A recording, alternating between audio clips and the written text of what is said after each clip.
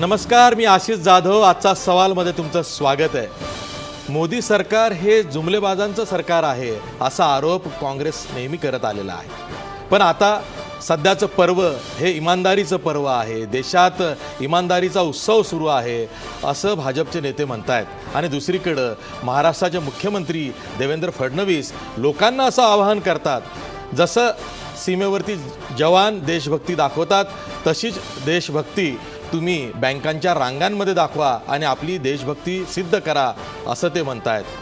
मुख्यमंत्र्यांचं आवाहन एकीकडं, भाजपची निवेदनं एकीकडं आणि दुसरीकडं रिझर्व्ह बँकेचं पतधोरण कधी नव्हे इतकं लवचिक झालेलं आहे की अर्थसचिवसुद्धा रिझर्व्ह बँकेच्या कामात हस्तक्षेप करून स्टेटमेंट्स करतात आणि रिझर्व्ह बँकेचे गव्हर्नर उर्जित पटेल हे कुठे आहेत याचा लोकांना थांग पत्ता लागत नाही आहे. नेमकं देशात चाललंय काय? ही आर्थिक आणीबाणी आहे, आर्थिक अराजक आहे आणि दुसरीकडं चलन संघर्ष इतका वाढला आहे की त्यामध्ये बळींची संख्या वाढते आहे. जवळपास 47 लोकांचा बळी आतापर्यंत या चलन संघर्षात गेला आहे अशी माहिती पुढे येते. विरोधक तसा आरोप करतायत आणि यावरच आहे आपला आजचा सवाल. पाहूया आजचा सवाल. चलन संघर्षातल्या बळींना सरकार जबाबदार आहे का? या आपल्या आजच्या सवालमध्ये काही महत्त्वाचे मुद्दे दडलेले आहेत. या चर्चेतला पहिला मुद्दा आहे, रांगेत उभं राहून देशभक्ती सिद्ध करण्याचं मुख्यमंत्र्यांचं आवाहन तुम्हाला पटतं का? दुसरा मुद्दा, धाडसी निर्णयाच्या गर्तेत मोदी सरकार अडकतंय का? मुद्दा क्रमांक 3, सरकार विरोधकांच्या आरोपांपासून पळ काढतंय का? हे आहेत मुद्दे, यावर आपण चर्चा करणार आहोत. यासाठी आपल्यासोबत काही खास पाहुणे आहेत. आपल्या स्टुडिओमध्ये ज्येष्ठ पत्रकार हेमंत देसाई आहेत. त्याचबरोबर राष्ट्रवादीचे धडाडीचे आमदार माजी मंत्री जितेंद्र आव्हाडसुद्धा आहेत. त्यांना काहीतरी वेगळं सांगायचं आहे आणि त्यांची शैली ही महाराष्ट्राला परिचित आहे. त्याचबरोबर आपल्यासोबत सामाजिक कार्यकर्त्या अंजली दमानियासुद्धा आहेत. जेव्हा अंजली दमानिया काही बोलतात तेव्हा त्या खळबळजनक विधानं करतात हे सर्वांना माहिती आहे. त्यामुळं त्या काय बोलतात याकडे सर्वांचं लक्ष आहे. तसंच आपल्यासोबत दिल्लीहून भाजपचे खासदार अमर साबळेसुद्धा आहेत. तसंच नव्यानं राष्ट्रवादीमधून काँग्रेसमध्ये गेलेले प्रवक्ते, आता ते काँग्रेसचे प्रवक्ते आहेत, अतुल लोंढेसुद्धा आपल्यासोबत नागपूरवरून आहेत. त्यामुळे अतुल लोंढेंना एक वेगळी कसरत करायची आहे. आता थेट टीका ते करू शकणार आहेत. राष्ट्रवादीत असताना ते काहीसं हात राखून बोलायचे, पण आता ते मोकळे झालेले आहेत. तेव्हा आपण चर्चेला सुरुवात करतो आहोत. पहिला प्रश्न साहजिकच जितेंद्र आव्हाड तुम्हाला, कारण आपण ज्या पद्धतीनं हे बघितलं गेल्या 8-10 दिवसांमध्ये की निर्णय खूप धाडसी आहे, पण त्याची पूर्वतयारी दिसली नाही. सरकारी यंत्रणा अपुरी पडते आहे आणि त्या संघर्षामध्ये, त्या चलन संघर्षामध्ये लोक भरडत आहेत, सर्वसामान्यांचे हाल होत आहेत. आता परिस्थिती अशी आली आहे की या चलन संघर्षात एखाद्या बँक कर्मचाऱ्याचा मृत्यू होतो आहे अतिताणामुळं, तर रांगेत उभे असलेल्या सर्वसामान्यांचा मृत्यू होतो आहे, तर या निर्णयाची धडकी घेऊन कोणाला हार्ट अटॅक येतो आहे म्हणून मृत्यू होतो आहे. आणि या बळींची संख्या जवळपास 47 ते 48 इथपर्यंत पोहोचलेली आहे. या परिस्थितीला कोण जबाबदार आहे? नाही, अनडाऊटेडली सरकार जबाबदार आहे. दुसऱ्यावरती तुम्हाला जबाबदारी ढकलताच येणार नाही. काही काही गोष्टी फार आश्चर्यकारक आहेत. म्हणजे एकतर म्हणजे काल पियुष गोयलनी हे सांगणं आहे की हा मोदींचा निर्णय नव्हता, हा RBIचा निर्णय होता. मग काय उर्जित पटेल आजारी पडले होते? मोदींनी म्हणजे उर्जित पटेल आजारी आहेत तर मी TV वर जाऊन सांगतो आता की उर्जित पटेल नाही तर मी निर्णय घोषित करतो. म्हणजे जेव्हा आपले सिक्सर बसतील असं वाटत होतं तेव्हा हा निर्णय माझा आहे, आणि आता जेव्हा विकेट जात आहेत तेव्हा हा निर्णय RBIचा आहे. बरं ठीक आहे, चला RBIचा आहे. उर्जित पटेल आहे कुठे? आजपर्यंत RBIच्या एकन स्ट्रक्चरल हे बघितलं, इन्फ्रास्ट्रक्चर आणि स्ट्रक्चर, तर त्याच्यामध्ये फायनान्स सेक्रेटरी RBIमध्ये कधी इंटरफिअर करताना दिसलेला नाही आहे. म्हणजे RBIचे म्हणजे मनमोहन सिंग फायनान्स सेक्रेटरी होते, मनमोहन सिंग सगळं करत होते त्याच्यानंतर, पण असं कधी झालं नाही की फायनान्स सेक्रेटरी सगळं ताब्यात घेतो. आता हे काय? म्हणजे आज तुम्ही देशभक्तीचं सर्टिफिकेट घेऊन आले ना, जरा तुम्ही दाखवा महाराष्ट्राला तुमच्या बोटावरची शाही. अहो दाखवा. अगदी बरोबर आहे. मी आज ICICI मध्ये 4,000 रुपये एक्सचेंज करून आलोय, त्यामुळे मला शाही लागलेली आहे. तुम्हाला स्वातंत्र्यानंतर एवढी मोठी संधी दिली आहे भाजपने देशभक्ती पुराव्यानिशी सिद्ध करण्याची. तुम्हाला म्हणायचं हा देशभक्तीचा पुरावा आहे? अरे म्हणजे हा तुम्ही फोटो काढून ठेवा आणि लावून ठेवा तुमच्या, म्हणजे तुमचे नातू पणतू जेव्हा जन्माला येतील की 2016 जेव्हा देशासाठी लढण्याची वेळ आली तेव्हा मी 4 तास लाईनीत उभे राहिलो, 2000चं सर्टिफिकेट घेतलं आणि बोटीला शाई लावून देशभक्ती सिद्ध करून नाही, मी दाखवली. तर 4000 एक्सचेंज करून घेतले. नाही तुम्ही किती आता ते तुम्ही नशिबानात 4,000 मिळत आहेत, उद्यापासून 2,000 देणार आहेत. म्हणजे 2000 राष्ट्रभक्ती सिद्ध करून दाखवा, 8 तास लाईनी उभे राहा, तुमचेच पैसे तुम्हालाच ते तुकड्याने देणार आणि प्लस तुम्हाला राष्ट्रभक्तीचं लेबल लावून देणार. केवढं मोठं काम या देशामध्ये होतंय. असं आहे की ह्याचं झालं आता जोक. हो, पण काळा पैसा हुडकून काढण्यासाठी काही ना काही किंमत मोजावी लागेल असं पंतप्रधान म्हणतायत. हो बरोबर आहे, आम्हाला मोजायची तयारी ना. हे जे एकंदर वातावरण तयार केलं जात आहे ना की हे सगळं देशभक्तीसाठी ती एक काळी हिंदुत्वाचा नारा लावायचे ना, तेव्हा सगळे सांगायचे धर्मासाठी करावं लागेल ना. लोक मार्क्सने सांगितल्याप्रमाणे बरोबर त्या नशेमध्ये अडकायचं. आता धर्म थोडासा बाजूला गेला आहे, कारण का जाती संघर्ष पेटू लागल्यावरती म्हणजे पॉलिटिकल थिंकर्स असं म्हणतात किंवा जात घासायला लागते तेव्हा धर्म बाजूला पडतो. आता त्यांना दिसतोय जाती घासतायत एकमेकांना, धर्म बाजूला पडलाय. मग आता इंजेक्शन कुठलं द्यायचं, तर आता राष्ट्रभक्तीचं. ते नाही का सैनिक उभे राहतात 6 तास, मग तुम्हाला 6 मिनिटं उभं राहता येत नाही उन्हामध्ये, मी 2.5 तास उभा राहिलो, त्यामुळे तेव्हा तुम्हाला कुठं हे शाही राष्ट्रभक्तीच्या एकंदर त्या मोहजाळात अडकवलं की यांचं काम झालं. राष्ट्रभक्ती के लिए कर रहे, जो कर रहे राष्ट्रभक्ती के लिए कर रहे. अरे बाबा, माझाच पैसा बँकेत ठेवलाय ना, तुझा पैसा तर काढत नाही मी. आणि तुम्हाला दिसलं का रतन टाटाचा पोरगा, धीरूभाई अंबानीचा पोरगा, रुईयाचा पोरगा खानावळी पडल्या. खानावळीमध्ये लोक नाहीत, खानावळ खायला, भात खायला, वरण खायला, थोडं मटणाचा रस्सा खायला. आणि इथे उभे राहा आणि ताजमध्ये जाऊन बघा, गल्लेलट्ट शेट रात्रीच्या मर्सिडीजमधनं मस्त पोटावरनं हात फिरवत बाहेर पडतायत. ही भारताची सत्य बाजू आज जगाला कळते की तुम्ही इथल्या गोरगरिबांवरती संशय घेऊन त्यांच्या बोटाला शाई लावून त्यांना एक मत लावताय की हेच राष्ट्रभक्ती आहे. देश तुम्हाला याच्यापुढे माफ करणार. अमर साबळे आपल्यासोबत आहेत दिल्लीवरून. अमर साबळे, जसं काल राज्यसभेमध्ये केंद्रीय ऊर्जा मंत्री पियुष गोयल म्हणाले की हा इमानदारीचा उत्सव आहे आणि प्रामाणिकतेचं पर्व सुरू आहे. खरंच हा इमानदारीचा उत्सव आहे आणि प्रामाणिकतेचं पर्व सुरू आहे असं सर्वसामान्यांना वाटतं, असं तुम्हाला वाटतं? हो, सर्वसामान्य खूप आनंद झालेला आहे. जे इमानदार आहेत त्याला आनंद वाटतो, जे बेईमान आहेत ते वेगवेगळ्या मुद्द्यामध्ये चुका काढून या देशव्यापी आणि या देशाला पुढे घेऊन जाणाऱ्या निर्णयाच्या विरोधामध्ये विनाकारण लोकांच्या मनामध्ये विष पेरत आहेत. बरं, म्हणजे जितेंद्र आव्हाड हे बेईमान आहेत असं तुम्हाला म्हणायचं आहे? नाही, असं नाही मला म्हणायचं. त्यांना जे या नरेंद्र मोदींच्या सरकारच्या निर्णयाच्या विरोधामध्ये ते बेईमान, जे विष पेरत आहेत ते बेईमान आहेत. म्हणजे एक साबळे साहेब मस्त आहे, सध्याच्या राजकारणामध्ये एक नवीन परिभाषा आली आहे. नाही, ऐका आव्हाड साहेब, तुम्ही थांबा, साबळेंना पूर्ण करू द्या. पण हा निर्णय का घेतला गेलाय असं जर का कोणाला विचारलं भाजपच्या नेत्यांना तर ते नीट सांगत नाहीयेत. अरुण जेटली सुद्धा त्यांची उत्तरं ही सभागृहात न देता प्रसारमाध्यमांना स्वतःकडे बोलवून ते देतात, जसं त्यांनी आज संध्याकाळी केलं. असं का होतंय जेव्हा काँग्रेसचे आनंद शर्मा राज्यसभेमध्ये थेट मुद्देसूद भाषण करून काही प्रश्न विचारतात, टीका करतात, त्याला त्याच लॉजिकनं जेव्हा सरकारनं उत्तर द्यायची वेळ येते तेव्हा पियुष गोयल मात्र हा इमानदारीचा उत्सव आहे, प्रामाणिकतेचं पर्व सुरू आहे असं काहीतरी बोलून वेळ काढून देण्याचा प्रयत्न करतात. असं का होतंय? भाजपकडे मुद्दे संपलेत का? नाही, या राज्यसभेमध्ये विरोधकांची कार्यपद्धती थोडी अभ्यास करून घेतली पाहिजे. जेव्हा राज्यसभेमध्ये चर्चा होते, विरोधक जेव्हा त्यांचा विषय मांडायला जातात तेव्हा भारतीय जनता पार्टी आणि भारतीय जनता पार्टीचे मित्रपक्ष हे शांतपणे ते सगळे ऐकून घेत असतात.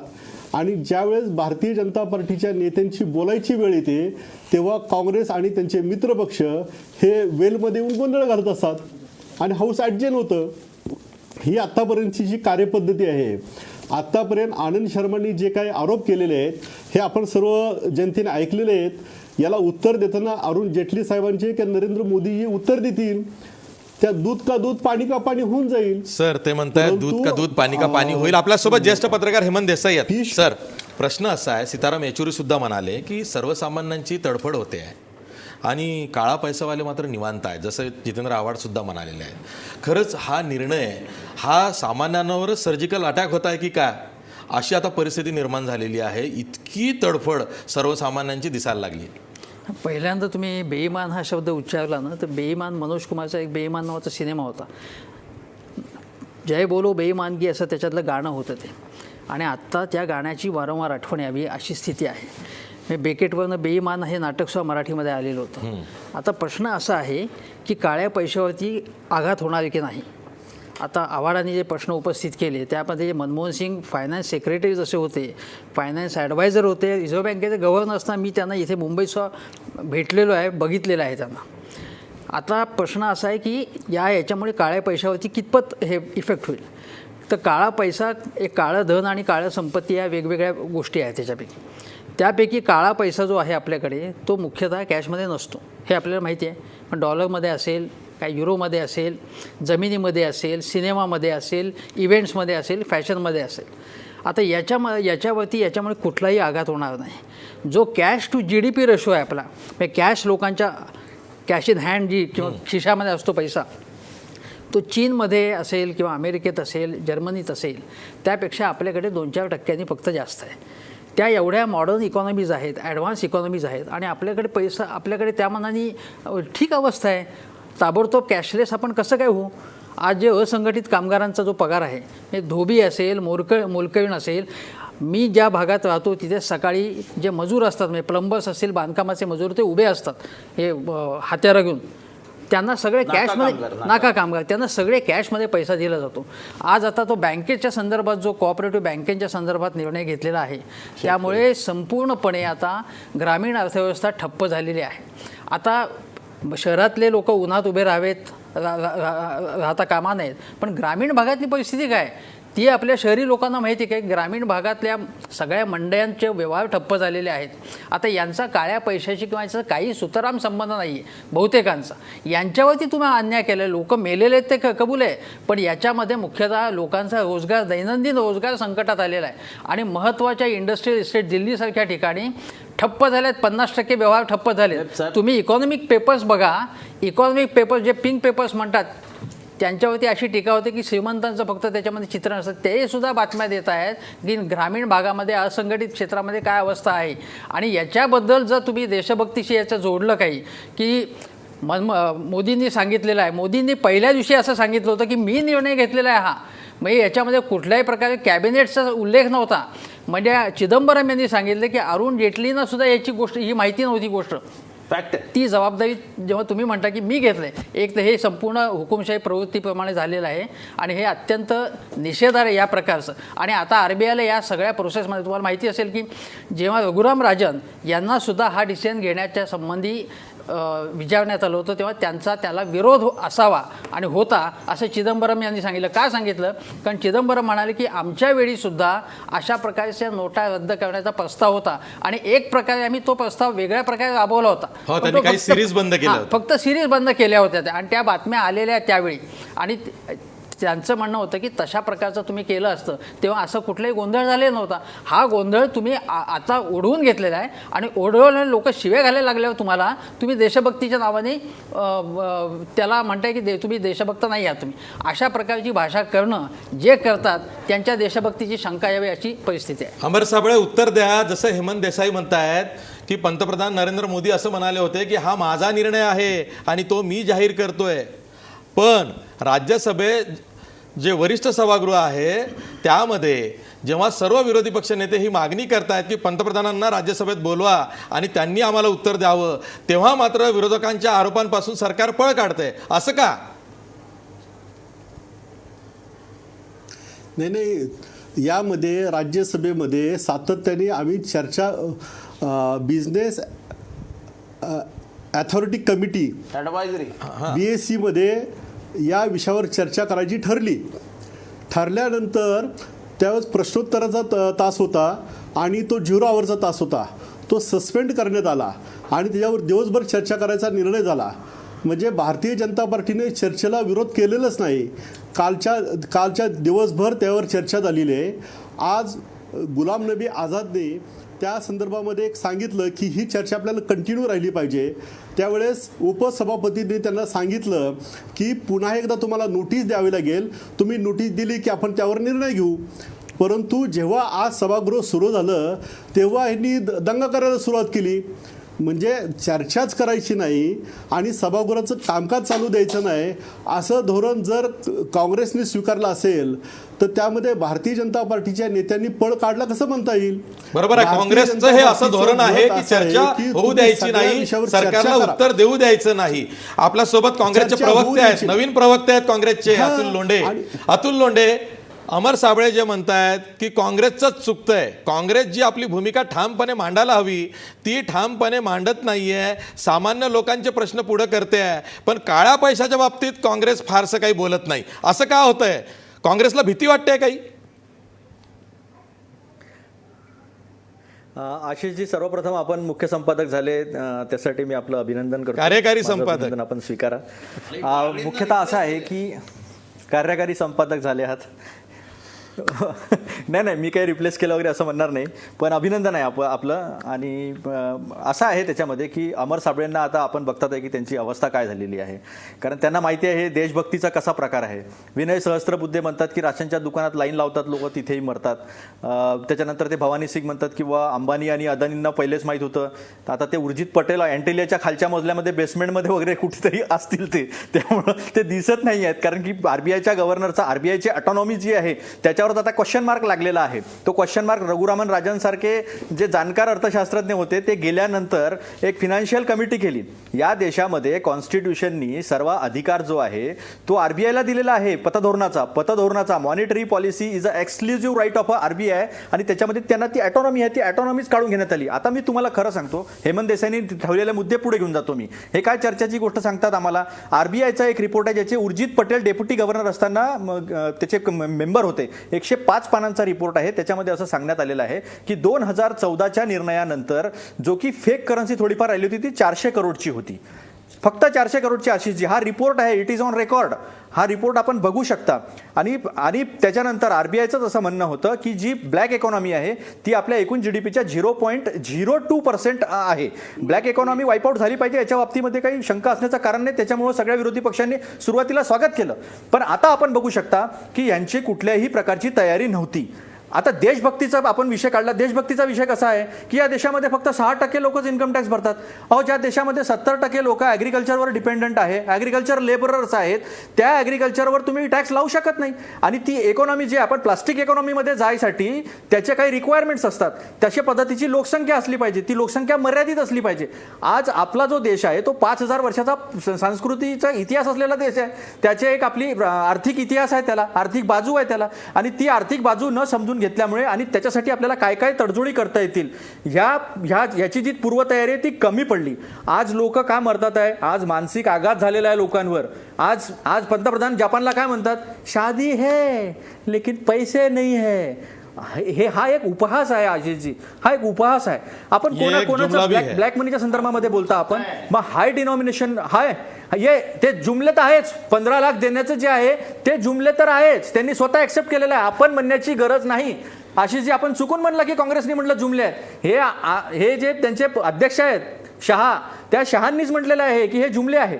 महत्त्वाचा मुद्दा याच्यामध्ये असा आहे की तुम्हाला जर ब्लॅक मनी खरंच वाईपआउट करायचं आहे, तुम्ही जर खरंच याच्या बाबतीत सिरियस आहात, तर जसं मनमोहन सिंग साहेबांनी केलं होतं, त्यांनी डायरेक्ट बेनिफिट ट्रान्सफर आणलं, ज्याला आता हे जनधन खातं म्हणतात. त्यांनी लोकपाल बिल पास करून घेतलं, त्यांनी लँड ॲक्विजिशन बिल पास करून घेतलं, त्यांनी सगळे व्यवहार जे आधार कार्ड आणलं. इतके पाथ ब्रेकिंग कार्यक्रम जे आहे ते कार्यक्रम UPA सरकारने घेतले. ते पाथ ब्रेकिंग कार्यक्रम यांना कुठेही घेता आलेले नाही. 2.5 वर्ष झाले काळ्या पैशावर उत्तर देता येत नव्हतं. जे बिल पास केलं तर preventive of money laundering act pass केला होता UPAच्या काळामध्ये, प्रिव्हेन्शन ऑफ करप्शन ऍक्ट होता. असे बरेचसे जे कायदे जे आहे ते करून व्यवस्थित पद्धतीनं म्हणजे लोकांना त्रास होणार नाही आणि इकॉनॉमी जास्तीत जास्त ही जी आहे ती व्हाईट होईल. यांना ग्रे मधला आणि ब्लॅक मधला एकदा डिफरन्स विचारा अमर साबळे साहेबांना की ग्रे इकॉनॉमीवर तुम्ही का अटॅक केला असा, की ग्रे इकॉनॉमीवर अटॅक करताना तुम्हाला असं वाटलं नाही का की हा सगळा व्यवहार ठप्प होईल? मी आता आपल्याला सांगतो, इंडियन इकॉनॉमी श्रिंक झालेली आहे, म्हणजे थोडी आकसलेली आहे आता. आणि आता डिमांड जी आहे, म्हणजे मागणी जी आहे ती कमी होईल, सप्लाय जास्त राहील, आणि त्याच्यामुळे नवीन मॅन्युफॅक्चरिंग न झाल्यामुळे मोठ्या प्रमाणावर बेरोजगारीची निर्मिती जी आहे ती या 1 वर्षामध्ये आपल्याला अनेक बघायला पडसाद मिळेल. उमटणार आणि आहे, जे- त्याचे ज्यांनी साईड सांगितलं इफेक्ट की 2 भयंकर आहेत. करोड आपण आम्ही थेट रोजगार जाऊया दरवर्षी अंजली निर्माण करू. दमानियांकडे. अनेक सामाजिक पडसाद उमटणार कार्यकर्ता आहे. अंजली दमानिया आपल्या सोबत आहेत. अंजलीताई, जसं अतुल लोंढे म्हणतायत, खरंच RBI ही एवढी अकाउंटेबल एजन्सी होती की RBIचं पतधोरण जेव्हा जाहीर होणार त्याच्या आदल्या दिवसापासून सर्व पत्रकार उद्या नेमकी कुठली घोषणा होणार आहे, त्याचे पडसाद काय उमटणार आहेत, त्याचे इफेक्ट्स काय आहेत याचा विचार करून बातमीदारी करायची. कारण तेवढा धाक असायचा की RBIचे गव्हर्नर, डेप्युटी गव्हर्नर उद्या प्रेस कॉन्फरन्समध्ये काहीतरी वेगळं सांगतील आणि त्यामुळं त्याचे आफ्टर शॉक्स किंवा इफेक्ट्स हे प्रत्यक्षात कसे उमटतील याचा विचार करायचे.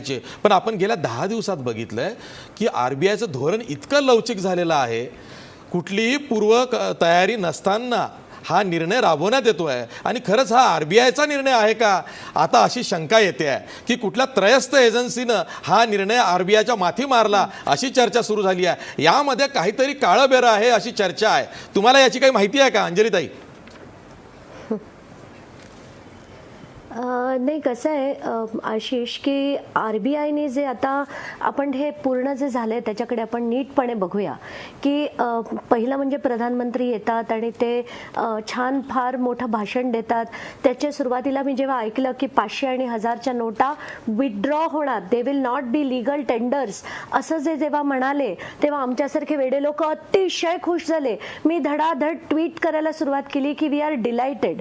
म्हणजे मला काय वाटत होतं की खरोखर, आणि ते त्यांच्या भाषणात सुरुवातीला 3 गोष्टी म्हणाले की आम्हाला करप्शन कमी करायचं आहे, ब्लॅक मनी कमी करायचं आहे आणि काउंटरफीट नोट्स ज्या आहेत त्या कमी करायच्या आहेत, तर काढून टाकायच्या आहेत. म्हणजे त्यांनी टेररिझम संपेल, त्यांनी भ्रष्टाचार संपेल आणि काळा पैसा याच्यावर आळा येईल, असं त्यांचं जेव्हा विधान आलं तेव्हा खरंच खूप आनंद झाला.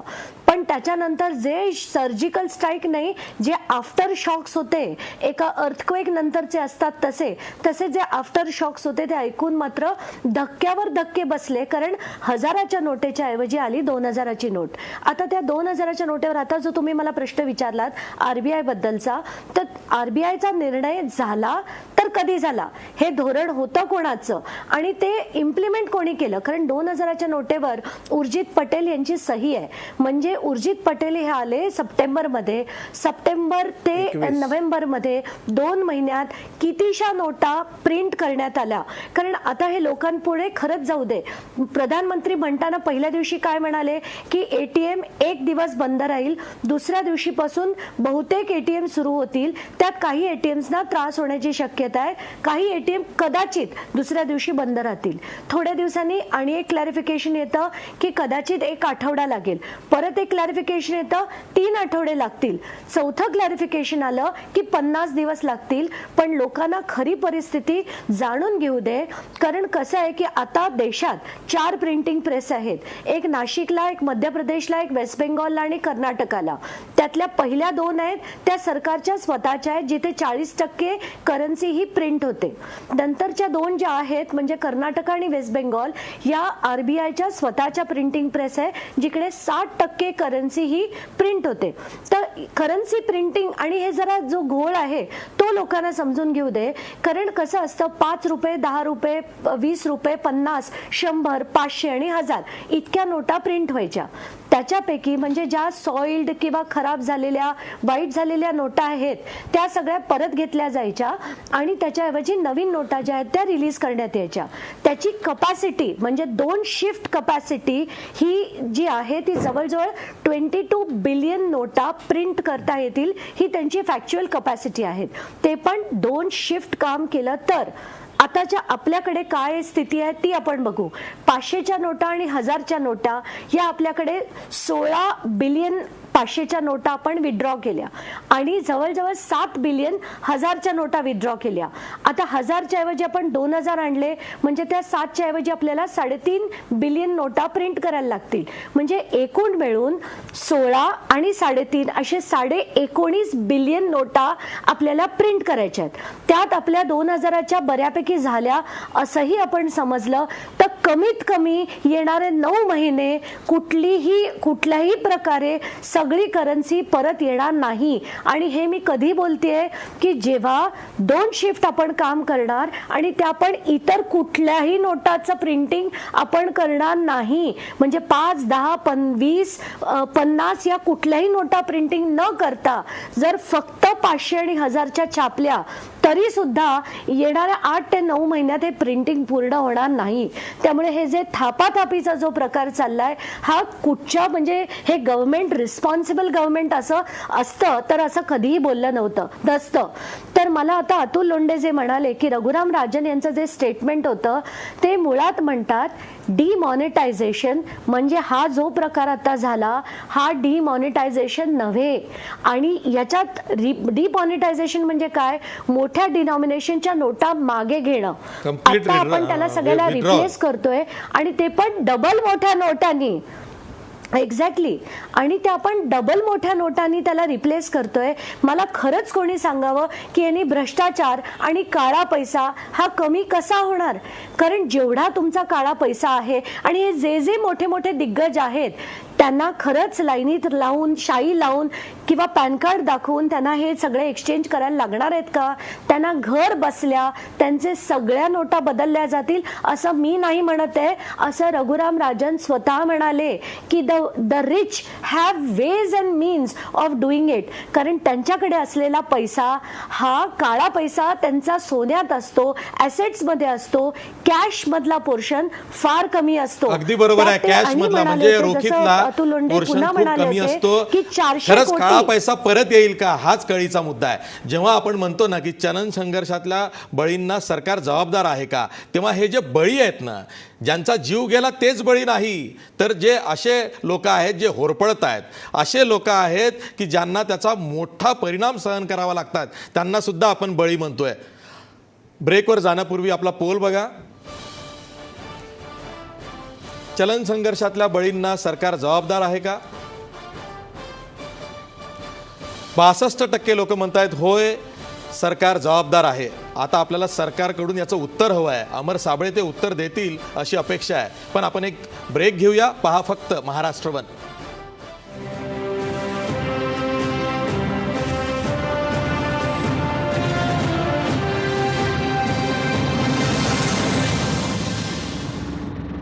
ब्रेक नंतर पुन्हा तुमचं स्वागत.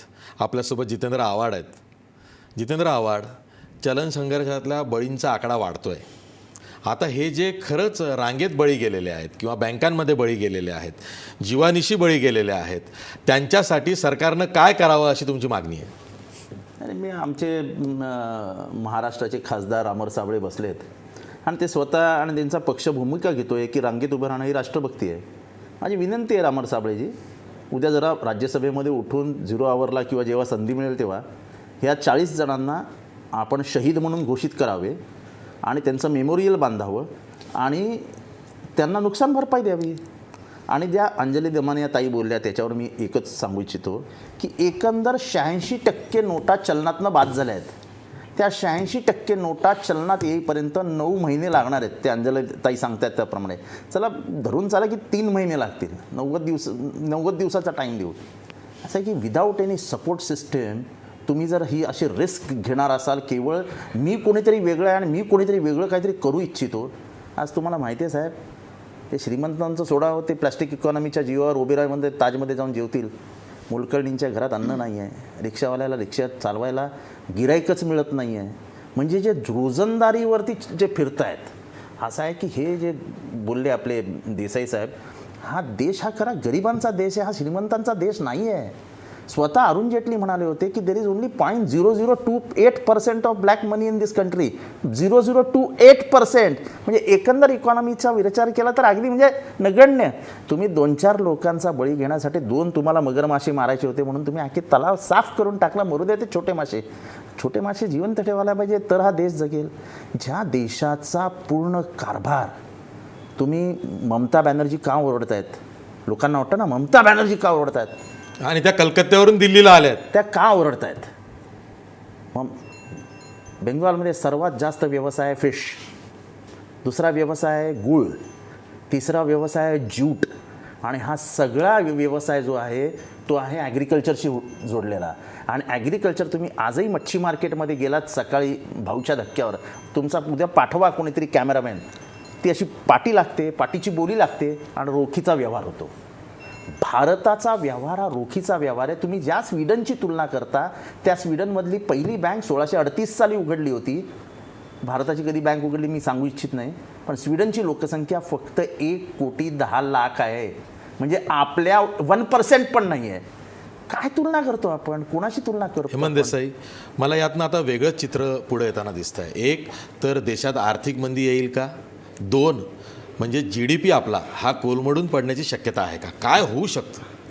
हे आता सुरुवातीचे 2-3 महिने तर फारच कठीण जाणार आहेत. म्हणजे एक तर लक्षात घ्या की ग्रामीण अर्थव्यवस्था जी आता म्हणतायत ती शेतीप्रधान आणि शेतीवरती आधारित असलेले प्रक्रिया उद्योगधंदे असतील, शेतीवर आधारित इतर बिझनेसेस छोटे छोटे असतील ते, आणि शिवाय जी इन्फॉर्मल इकॉनॉमी संपूर्ण म्हणतो ती जवळजवळ 90% देशामध्ये आहे. म्हणजे 90% भारताच्या हितसंबंधांना नख लावण्याचा प्रयत्न आहे. मग हे छोटे छोटे उद्योग तुम्हाला माहिती आहे की इंडस्ट्रियल इस्टेट्स छोट्या छोट्या ज्या आहेत त्यासुद्धा म्हणजे तामिळनाडू असेल, कोइंबतूर असेल, ठिकठिकाणी आहेत. यंत्रमाग आहेत आपले वेगवेगळे, हे सगळे ग्रामीण अर्थव्यवस्थेचा एक भाग बनलेले आहेत. हातमाग असेल, काही असेल असे उद्योग, आणि त्याच्यामध्ये एक्सपोर्ट मोठ्या प्रमाणावरती होतो. स्मॉल स्केलमधनं आपल्याकडे सगळ्यात जास्त एक्सपोर्ट अजूनही स्मॉल स्केल टायनी सेक्टरमधनं होतो. या सगळ्या याला नख लावण्याचा प्रयत्न हा झालेला आहे, कळत किंवा नकळतपणे. हा परमनंट होईल असं नाही, याचा एक दुसरा इफेक्ट आहे. म्हणजे सगळं संपूर्ण सत्यानाश झालं असं मी म्हणणार नाही. एक इफेक्ट असा आहे की मोठ्या प्रमाणावरती ठेवी आता ठेवत आहेत, त्यामुळे अरुंधती भट्टाचार्यांना हर्षवायू झाला होता, केवढा मोठा पैसा आला, केवढा मोठा पैसा आला. आणि त्या NPA किंवा बुडीत कर्ज वसूल करत नाहीत. जेव्हा त्या सांगत होत्या तेव्हा स्टेट बँकेचा NPA पुढे आला आणि त्यामध्ये विजय मल्ल्याला सगळ्यात जास्त कर्ज स्टेट बँकेने दिलं. विजय मल्ल्या माफ केलं.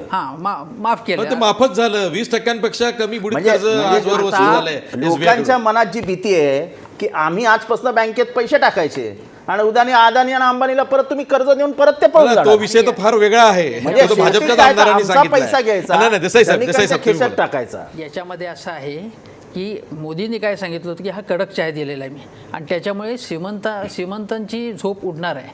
प्रत्यक्षात गरिबांची झोप उडलेली आहे, श्रीमंतांची झोप बिलकुल उडालेली नाही याच्यामध्ये. आणि तो कॅशचा व्यवहार जो असा वेगवेगळ्या प्रकारचा आहे तो सगळा जर ठप्प झाला आता तर लोक रस्त्यावरती येतील. मला असं फक्त प्रश्न असा पडला आहे की एवढी अस्वस्थता आहे ती लोकसभेमध्ये आहे, राज्यसभेमध्ये दिसली, पण माझ्या मते याच्या संबंधी अभ्यासपूर्ण जो युक्तिवाद जो आहे तो लोकसभेत राज्यसभेत विरोधी पक्षांकडनं सुद्धा झाला नाही. किंवा रस्त्यावरती ममता बॅनर्जींचा रस्त्यावर सोडून द्या, ममता बॅनर्जींच्या आंदोलनाला चांगला रिस्पॉन्स मिळाला नाही विरोधी पक्षांमधनं, कारण त्याच्यामध्ये ऐक्य नाही, प्रत्येकाचे वेगवेगळे हितसंबंध राज्यावर आहेत. पण लोक जर एवढं अस्वस्थ आहेत ग्रामीण भागातले तर त्याला ते संघटित करण्याचं आणि त्याच्यातनं आंदोलन छेडण्याचा प्रकार विरोधी पक्ष का करत नाही? अगदी बरोबर आहे. हाच प्रश्न मला अतुल लोंढेंना विचारायचा एक आहे. मिनिट. लोकांमध्ये जर का इतकी अस्वस्थता आहे तर काँग्रेस रस्त्यावर उतरून लढाई का लढत नाही? भिवंडीमध्ये राहुल गांधी येतात आणि कुठलं तरी वक्तव्य करतात, दुसऱ्या दिवशी लोकसभेमध्ये त्यांचं भाषण आहे म्हणून ते तिथं जातात आणि मग लोकसभा ही बरखास्त होते, ते भाषण करू शकत नाही. काँग्रेसचे नेते रस्त्यावरती येत नाहीत. काय चाललंय काय? विरोधी पक्षांनी ज्या पद्धतीनं आवाज उठवला पाहिजे रस्त्यावर येऊन तो उठवताना दिसत नाहीये. ममता बॅनर्जी कोलकात्यावरनं दिल्लीत आल्या. अहो आशिषजी, आपण एक गोष्ट लक्षात घ्या, ATMच्या रांगेत उभं राहून होणार नाही. जगण्यासाठी 4,000 रुपये. ऐका ना आशिषजी, ऐका तुम्ही माझा युक्तिवाद तर ऐका तुम्ही पहिले. जी लोक लाईनमध्ये लागून रोज त्यांना जगण्यासाठी 4,000 रुपये काढत होते, त्याच्यावर पुन्हा 2,000चा निर्णय आला. या लोकांना जर आपण तिथून काढून जर आपण आंदोलनामध्ये रस्त्यावर आणलं तर किती लोक मरतील दादा? घरामध्ये जी लोक वाट बघत आहे की 2,000 रुपये येतील तर उद्याचा खर्च होईल. नाही त्या लोकांचं काय होईल? आंदोलनाची एक वेळ असते, काँग्रेसला timing असते. भीती वाटते आणि योग्य आहे पद्धतीने- की योग्य सबके घर पद्धतीने शीशे के लोकांपर्यंत- होते आहे. प्रत्येकाचं घर नाही, काचेचं नाही, नाही, असतंय. नाही. आपण जर का दगड नाही, मारायला नाही, गेलो आशिषजी, तर आपल्याही घरावरती दगड आशिषजी, येतील. आशिषजी. ही भीती काँग्रेसला नाही, वाटते. नाही आशिषजी, नाही आशिषजी, अजिबात भीती नाही. विरोधाची ते संपूर्ण आता काँग्रेसमध्ये आहेत. आवाड ते आता एक काँग्रेसमध्ये आहेत. मिनिट तुम्ही थांबा, अतुल. तुम्ही थांबा. ते आता काँग्रेसमध्ये आहेत. एक मिनिट. लोंढे बोला. असं आहे की मी ग्राउंडवर आहे, ते अजूनही तुमचं ऐकतायत. कारण का एका मताचे आहोत आम्ही. नाही हे राहुल गांधींना कळलं तर काय होईल? ते अजूनही राष्ट्रवादीचं ऐकतात. प्रश्न असा आहे की हा नाही, नाही, नाही. संवेदनशील प्रश्न आहे. नाही नाही नाही असं नाही, आंदोलन करणं खूप सोपं आहे. हा मी माझ्या इथे 11 बँका आहेत. मी 23 बँकेच्या बाहेर पाणी वाटायचा कार्यक्रम घेतला आहे. त्यांना वडापाव देतो, पूर्ण छप्पर टाकलेलं आहे. लोक इतकी चिडलेली असतात की एक फुंकर मारली तर बँक फोडून टाकतील. पण ही एकावर थांबणार नाही, ही देशभरात आग लागेल. जर आम्ही संघटित केले लोकांना फुंकर मारलं, जे BJP कायम करत आलं, BJP अशी जर संधी BJPला मिळाली असती तर एव्हाना आगडोम पसरला असता. जर मॅच्युअर्ड पॉलिटिशियन असेल तर आजच्या परिस्थितीत आंदोलनाचं नाव पण घेऊ नये. हा देश जाळून टाकतील लोक, इतकी चिडली आहेत लोक. आणि जेव्हा सर्वसामान्य माणूस चिडतो तेव्हा देशात काय होऊ शकतो हे अनेक वेळा या देशाने बघितलं आहे. तेव्हा माझं स्पष्ट मत आहे की ह्या परिस्थितीमध्ये सरकारने थोडंसं सत्य सांगावं जनतेला. आधी उगाच शरद राजकारण पवारांनी करून- ट्विट करून या निर्णयाचं स्वागत केलं. असं आहे. त्यानंतर प्रफुल्ल पटेल काल राज्यसभेत या निर्णयाच्या विरोधात बोलले आणि आता जितेंद्र आव्हाड या निर्णयावरून सरकारला धारेवर धरतायत. राष्ट्रवादी सुद्धा लवचिक झाली आहे. एक मिनिट इतका या निर्णयाचा परिणाम झालेला आहे. आशिष जाधव, जितेंद्र आव्हाड जे बोलतो तो पहिल्या सेकंदापासून बोलतो आणि मरेपर्यंत बोलतो. पुरंदरेच्या वेळेस जेव्हा मी बोललो नाही, नाही, तो ऐका. विषय वेगळा आहे. तो विषय मी तुम्हाला सांगतो. या निर्णय चुकीचा आहे असं कधीच कोणी म्हटलेलं नाही. ह्या निर्णयाचं स्वागत झालं. पण ह्या निर्णयाचा जो सपोर्ट सिस्टीम पाहिजे. तुम्ही युद्धाला चालले आहात, पूर्ण सैनिक तयारीत आहे आणि नंतर कळला तोपगोळाच नाही हो, तुम्ही हारणार का जिंकणार? अमर साबळे, हाच प्रश्न मला तुम्हाला विचारायचा आहे की या निर्णयाला जो विरोध करेल त्याचा नाही, काळा आशिष पैशाला मला विरोध बोलू आहे, त्याचा देशभक्तीला विरोध आहे, असं लेबल भाजपवाले का लावतायत? एखाद्या निर्णयाची चिकित्सा होऊ द्या ना. मोदींना विरोध केला की जाओ पाकिस्तान. रामजादे, या हरामजादे पाठीमागे हा ना. जो निर्णय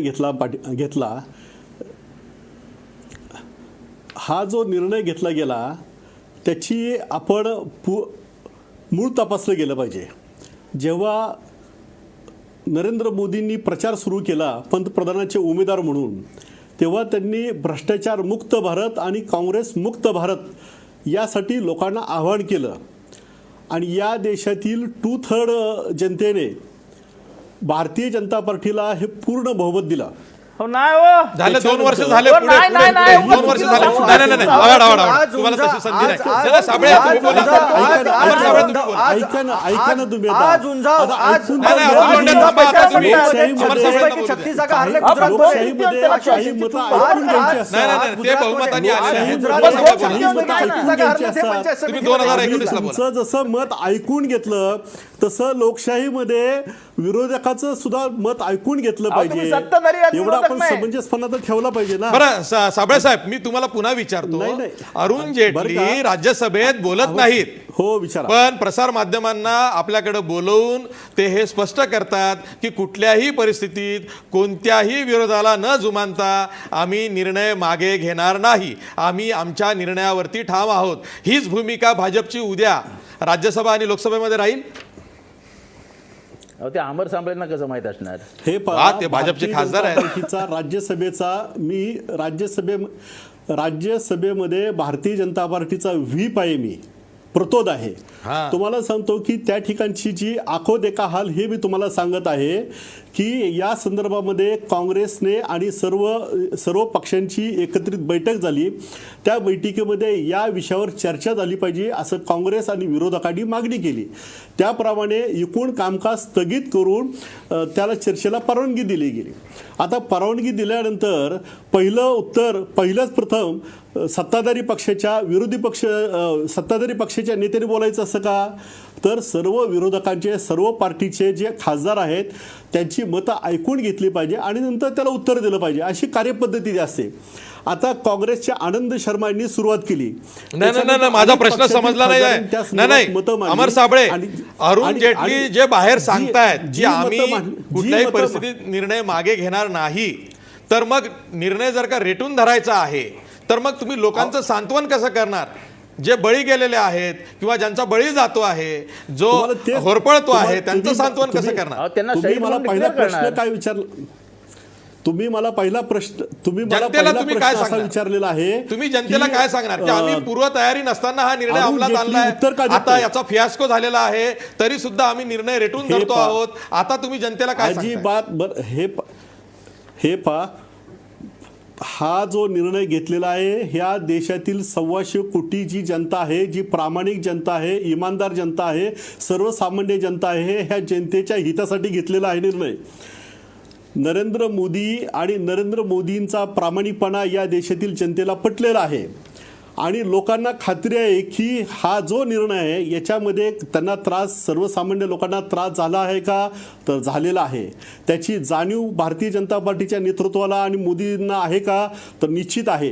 या देशामध्ये सर्वसामान्यांचे अश्रू पुसण्यासाठी आणि समाजातील शेवटच्या घटकाचं अश्रू पुसण्यासाठी हे भारतीय जनता पार्टीचं राज्य आहे असं मोदींनी जाहीर केलेलं आहे. आणि मोदी त्यामुळे स्वतः जी यावरती उत्तर अव्यवस्था देणार आहेत. निर्माण झाली अगदी बरोबर आहे, असेल, कळलं आता. सर्वसामान्य- आता हे स्पष्ट सर्वसामान्य- झालेलं आहे आईला पण पाठवलं की पैसे कितीही द्यायला. गोंधळ संसदेत सर्वसामान्य- माजला त्यानंतर पंतप्रधान नरेंद्र मोदी समोर येऊन यावरती उत्तर देतील. तोवर हा गोंधळ असाच भाजपला सुरू ठेवायचा आहे हे तुमच्या बोलण्यातनं स्पष्ट झालेलं आहे. आपण पुन्हा एक ब्रेक घेणार आहोत, पण ब्रेकवर जाण्यापूर्वी आपला पोल पाहूया.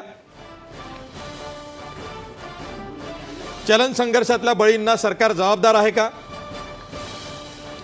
67% लोक म्हणतायत होय सरकार जबाबदार आहे, पण सरकारकडून अजूनही प्रामाणिक उत्तर मिळत नाहीये. ते उत्तर मिळवण्याचा आपण प्रयत्न करणार आहोत पुढच्या भागामध्ये. तोवर घेऊया एक ब्रेक. पहा फक्त महाराष्ट्र वन.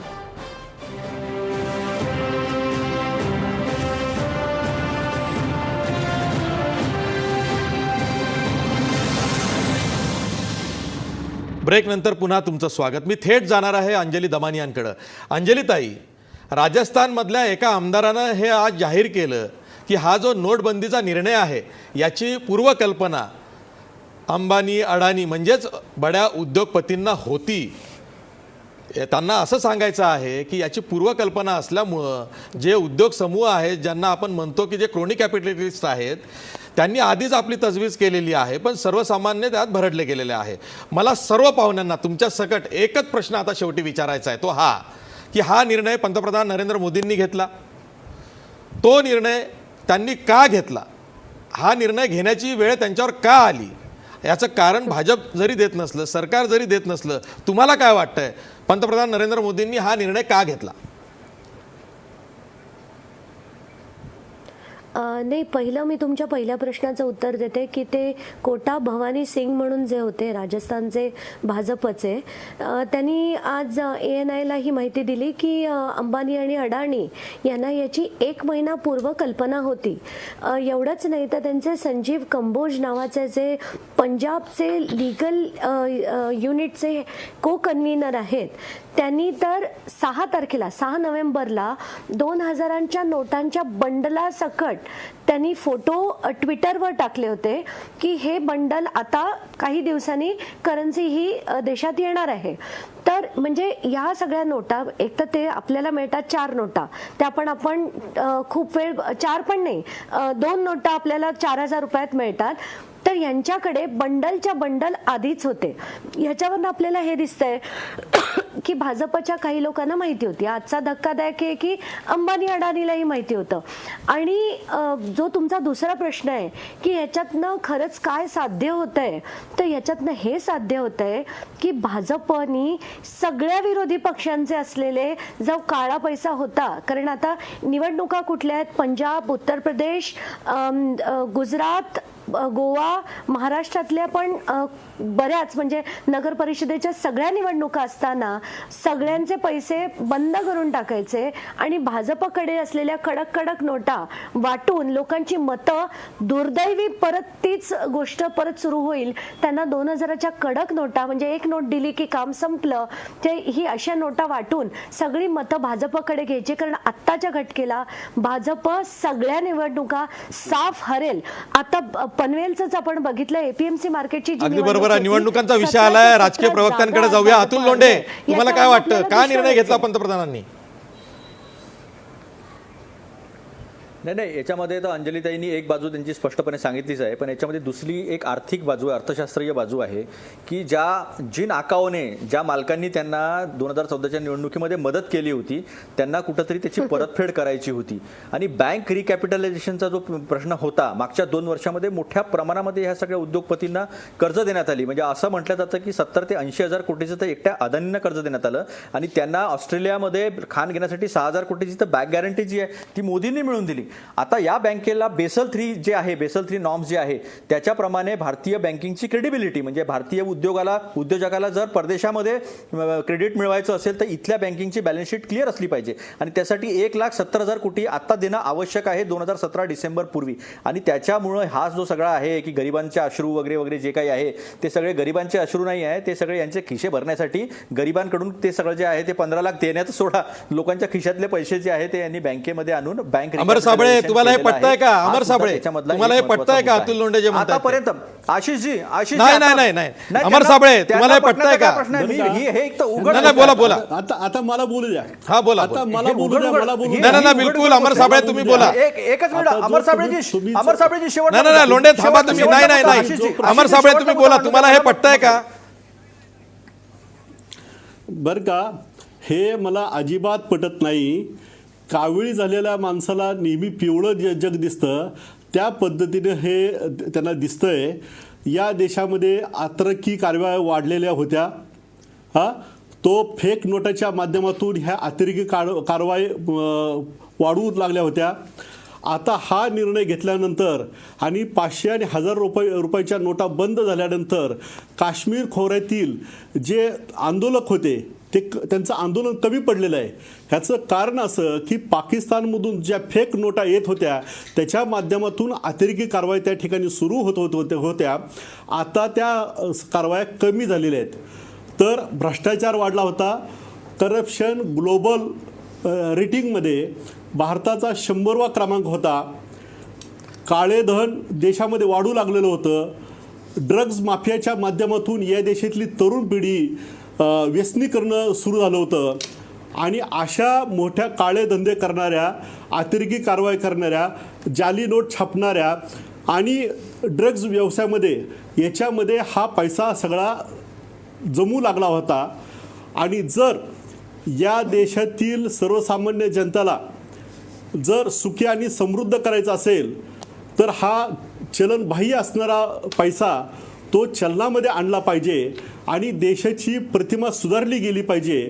आणि आपण या देशवासियांना जे दिलेलं वचन आहे जाहीरनाम्यामध्ये की भ्रष्टाचार मुक्त भारत करण्याचं, त्याच्यासाठी प्रामाणिक राहिलं पाहिजे. या भावनेने ही नरेंद्र मोदी सरकारने सुरुवात केली. सुरुवात करताना त्यांनी जे स्टेप टाकलेले आहेत, जर त्या स्टेप पाहिल्या तर नाही आता हे कळलं नरेंद्र मोदींना भारत स्वच्छ करायचा होता. जी काही अस्वच्छता होती, जी काही ज्याला म्हणूया घाण होती ती त्यांना निस्तारायची होती. जितेंद्र आव्हाड जी पहिली बैठक झाली त्या पहिल्या बैठकीमध्ये त्यांनी जितेंद्र आव्हाड त्यांच्या प्रश्नाला उत्तर द्या. माजी न्यायाधीश यांच्या नेतृत्वाखाली SIT साबळे साहेब थांबा साबळे साहेब मुद्दा कळलेला आहे. नरेंद्र मोदींना भारतातली घाण स्वच्छ करायची होती ती ते कायदा केलेला या निर्णयामार्फत केलेली आहे. जितेंद्र आव्हाड काळे धन 70 वर्ष स्वातंत्र्यानंतर 70 वर्ष भारतात फक्त घाण होती, भारतात काहीच होत नव्हतं. नरेंद्र मोदी आले, क्रांती झाली. 2 वर्षात विमानं बनली, न्यूक्लिअर बॉम्ब बनले, BARC बनली, न्यूक्लिअर सायंटिस्ट बनले. आधी अनपड होता भारतात काही नव्हतं. 70 अरे ज्या देशात पिन बनत नव्हती त्या देशांनी एरोप्लेन बनवले या 70 वर्षामध्ये. हे उगाच काहीतरी आपण देशभक्त आहोत आणि देशभक्तीचं खूप मोठं स्तोत्र नवीन आपलं एक काहीतरी गाणं गात असतं. नाही अतिरेकी कारवायांना आळा घालण्यासाठी हा निर्णय झाला असं ते म्हणतायत. किती टक्के इकॉनॉमीमध्ये तुमच्या अशा जाळी होत्या हे स्वतः मिस्टर अरुण जेटली बोलले ना. 0.0028% एकंदर इकॉनॉमी म्हणजे 15 लाख कोटी ज्या नोटा बाद केल्या आहेत त्याच्यातल्या 0.028%. असं आहे की कुठलाही माल विकायचा असेल ना तर एक शिक्का मारावा लागतो. ह्यांच्याकडे बेस्ट सिस्टीम आहे. आधी हिंदुत्वाचा माल विकायचा, काय नाही जमलं की पाकिस्तान, की तुम्ही पाकिस्तानच्या मुद्दा कळलाय. एक मिनिट देसाई सर एक मिनिट तुम्हाला आवरणं कठीण आहे. नाही तसं नाही. मला शेवटचाच प्रश्न आहे तुमचा. असा आहे की मला 2 गोष्टी सांगायच्या की तुम्ही उगाच मोदी साहेबांवर टीका करता. खरं तर तुम्हाला सगळ्यांना शिस्त लावण्यासाठी त्यांनी हे केलंय. हो कालपर्यंत ते सांगत होते 4000 मध्ये 4,000 देणार, आता उद्यापासून ते 2,000 देणार. म्हणजे 8,000 रुपयात इथल्या माणसांनी घर चालवलं पाहिजे. किती सुंदर प्रयत्न नाही, पण त्यांचा. खरंच सांगू का, गेल्या 10 दिवसात माझी अर्थसाक्षरता वाढलेली आहे. देसाई सर, मला शेवटचा प्रश्न तुम्हाला नाही, हाच एकच- विचारायचा एकच- आहे. एकच- पंतप्रधानांनी हा निर्णय का घेतला असं तुम्हाला वाटतं? नाही, एक म्हणजे मी कुठल्याही पक्षाचा नसल्यामुळे मला काही हां, बस. प्रकारचं आर्ग्युमेंट करायचं नाही आहे. एक माझी माहिती अशी आहे की गुप्तचर संस्थांनी तातडीने सांगितलेलं होतं की असा मोठ्या प्रमाणामध्ये नोटा फेक करन्सीज टाकायचा. आत्तापर्यंतचं प्रमाण होतं 400 कोटी एकूण, म्हणजे ते खूपच मिनिस्कूल होतं, खूपच कमी होतं. पण यावेळी फार मोठ्या प्रमाणात नोटा टाकणार असल्यामुळे, अशी माहिती मिळाल्यामुळे तातडीने पंतप्रधानांनी हा निर्णय घेतला. हा इतर कोणी समजा काँग्रेस किंवा कुठलेही असं तर त्यांना घ्यायला लागला असता, कारण गुप्तचर संस्थांची तशी माहिती होती. आपला मुद्दा असा आहे की एकदा तो निर्णय घेतल्यानंतर तो अंमलात आणताना जो काही प्रकार केलेला आहे आणि हे सगळं राष्ट्रभक्तीशी चिकटवण्याचा संबंध जोडलेला आहे, ती चुकीची गोष्ट आहे. जी संपूर्णपणे याची मॅनेजमेंट, जे म्हणत होते ना मॅक्सिमम गव्हर्नन्स, तो मिनिमम गव्हर्नन्स झालेला आहे याच्यामध्ये. आणि याच्यामध्ये बँकांच्या कर्मचाऱ्यांनी खरोखरीच अतुलनीय कामगिरी केली, खाजगी आणि राष्ट्रीयकृत दोन्ही बँकांच्या. मी तुम्हाला सांगतो की अनेक बँक कर्मचाऱ्यांनी, इव्हन कोऑपरेटिव्ह सेक्टरमधल्या लोकांना साध्या छोट्या माणसांनी पाणी दिलेलं आहे. म्हणजे हे भाजपच्या ज्या प्रवक्ते आहेत त्या आपले बिस्किटं आणून लगेच कॅमेरामॅननं घेऊन गेले, तसं नाही. कॅमेरामॅन नसताना अनेक सामान्य माणसांनी, व्यापाऱ्यांनी, फेरीवाल्यांनी बँक कर्मचाऱ्यांना खाण्याचे पदार्थ दिलेत, पाणी पुरवलेलं आहे. आणि मला असं वाटतं की राजकीय पक्षांनी सुद्धा केलं असेल तर ते चांगली गोष्ट आहे. पण याच्यामधनं आता लोकांनी जो विश्वास दाखवला आहे हा काळेधन काढण्याबाबत, आणि हे काळेधन भाजपकडे आहे, काँग्रेसकडे, सगळ्यांकडे आहे.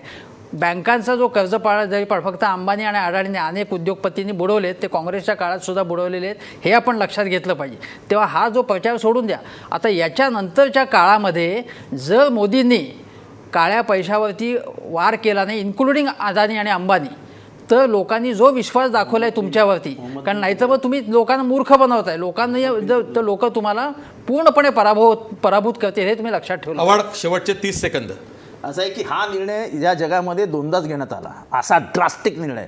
तो बेनिटो मुसोलिनीने घेतला, हिटलरने घेतला वगैरे सोडून द्या. भारताच्या इतिहासामध्ये एकाने हा निर्णय घेतला होता. प्रचंड मोठं सल्तनत असलेला मोहम्मद बिन तुगलक यांनी नाणे बदल केला. म्हणजे त्यांनी एका दिवसात सांगितलं की आपली राजधानी आणा, दौलताबादला आणा. एका दिवसात त्यांनी चलन तोडून टाकलं, नवीन चलन अंमलात आणलं. त्याची पूर्वतयारी केली नव्हती, त्यामुळे त्याचं सैन्यच दरोडेखोर बनलं आणि अखेरीस त्याची पूर्ण सल्तनत लयास गेली. ह्या निर्णय ह्या पातळीवर न जाव आणि ह्या देशात, जसं तुम्ही म्हणालात, विरोधी पक्षांनी उद्या जर आंदोलन करायचं ठरवलं, या देशामध्ये अराजकता माजेल. अमर साबळे आपल्या बरोबर आहेत. अमर साबळे, आव्हाड जे म्हणतात ते पटतंय का? हा तुगलकी निर्णय आहे असं ते म्हणतायत, तुम्हाला हे पटतंय? शेवटचे 30 सेकंद.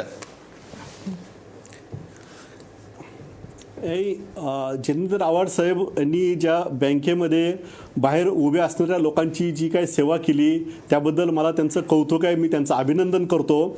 लोकांना थोडा त्रास व्हायला लागला तर त्यांची समजूत घाला, परंतु लोक ही सर्वसामान्य माणसांच्या मनामध्ये काही असंतोष नाही आहे. जी काही त्यांना थोडा त्रास होतोय तो 50 दिवसात. आज तुमच्या बीजेपीने पाणी पाजायला घेतलं गुजरातला, तर पाणी नाकारलं लोकांनी, पाणी प्यायचं नाकारलं, पाणी पिऊ दिलं नाही. आव्हाड, आता थांबा, तुमची खतखत थांबवा. हा, साबळे बोला. बरं का, तर जितेंद्र आव्हाड साहेबांना त्यांच्या नेत्यांचं, पवार साहेबांचं मत काही माहित नाही म्हणून ते पवार साहेबांचं मत सांगितलं ना प्रफुल्ल पटेलांनी.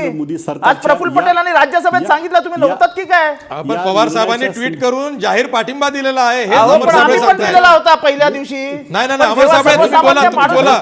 पवार साहेब राज्यसभेतच बसतात, तुमच्या बरोबरच बसतात, तुम्हाला जास्त माहित असेल कदाचित. तुम्ही बोला. मुकेश पटेल जी बाजू मांडत होते ते सरकारला समर्थन देण्याचीच बाजू मांडत होते, परंतु त्यामध्ये जे काही इंटरप्शन झालं त्यामुळे ते थोडंसं त्यांना ते असं वाटलं आणि म्हणून त्यांनी जे काही मत व्यक्त केलं. परंतु सुरुवातीची त्यांची जी सुरुवात होती, गव्हर्नमेंटनी जो घेतलेला निर्णय आहे त्याचं समर्थन करण्यासाठीच मी उभा राहिलेलो आहे, असं सुद्धा त्यांचं विधान आहे. त्यामुळे पवार साहेबांनी याला पाठिंबा व्यक्त केलेला आहे. पवार साहेब हे जाणते नेते आहेत. मला याच्यावरती बोलायचं नाही, आता वेळ संपलेला आहे. एनसीपीचा याला विरोध आहे आणि राजकीय चर्चा जर काही यावरती झाली याला विरोध आहे. मी आता सवाल इथंच थांबवतो आहे. पुन्हा एकदा शेवटी आपण पोल पाहूया. ज्या पद्धतीने लोकांचे हाल होत आहेत, एनसीपी ह्याच्या विरोधात आपला प्रश्न होता, चलन संघर्षातल्या बळींना सरकार जबाबदार आहे का? 65% लोक म्हणतायत होय, चलन संघर्षातल्या बळींना सरकार जबाबदार आहे.